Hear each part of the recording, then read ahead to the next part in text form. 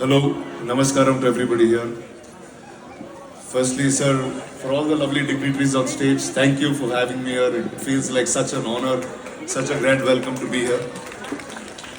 And I have to thank my mother, without whom I wouldn't be here today. She asks for nothing, but this was something that she was very particular about, that I'm here. And I feel like celebrating tradition is not what we do, but it's who we are as Indians.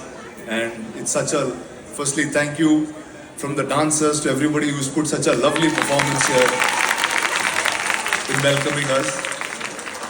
And a big thank you to the entire team that's putting this together at the Padmanabha Swami Temple. For devotees to. And now I welcome Advocate A. Velappan Nair for the memento presentation.